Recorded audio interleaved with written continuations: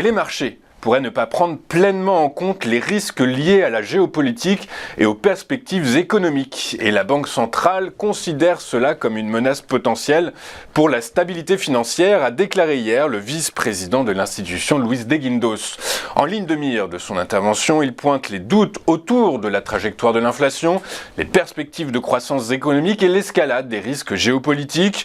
D'autres surprises négatives pourraient être générées par la transmission tardive de taux d'intérêt plus élevés à l'économie réelle, à la croissance des salaires, à la productivité et au prix du pétrole, a-t-il déclaré.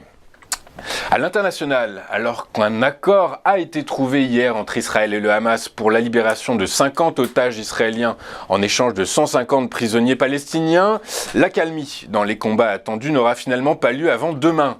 Alors que les premières libérations étaient espérées pour aujourd'hui 9h du matin, heure de Paris, le conseiller israélien à la sécurité nationale a déclaré cette nuit dans un communiqué que la libération des otages avait été retardée jusqu'à vendredi au moins.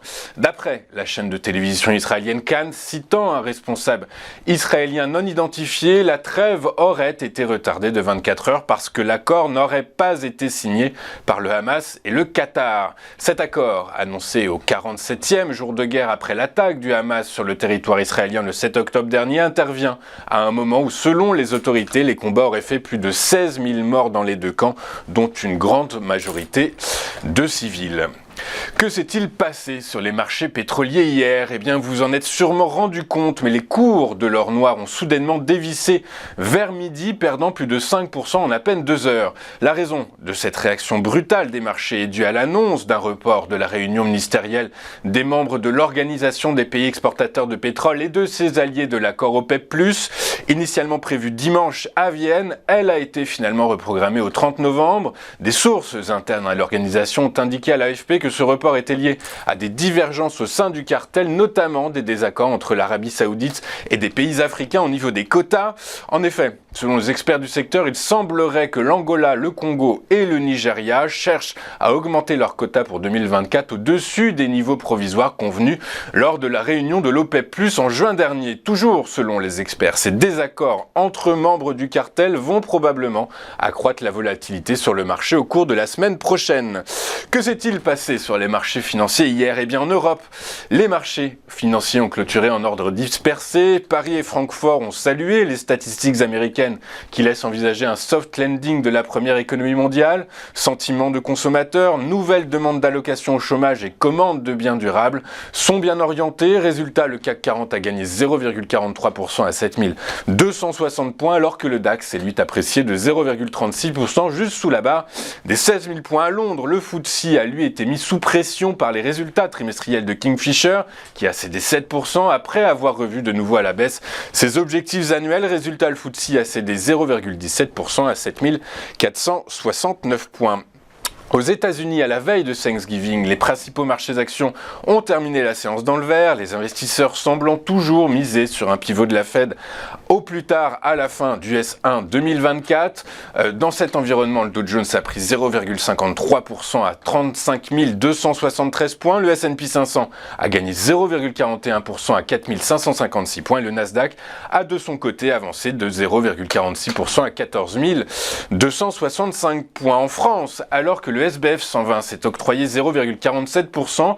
Nous noterons la belle performance d'Elior Group alors que le groupe de restauration collective et de concession a annoncé des résultats en amélioration pour l'exercice clos le 30 septembre 2023 et dévoilé à cette occasion des perspectives qui confirment que son redressement est en cours. L'action s'est donc appréciée de 6,17% à 2,27 €. A l'inverse, CGG est pénalisé par le repli important des cours du brut. Le titre a reculé de 3,22% à 61 centimes d'euros.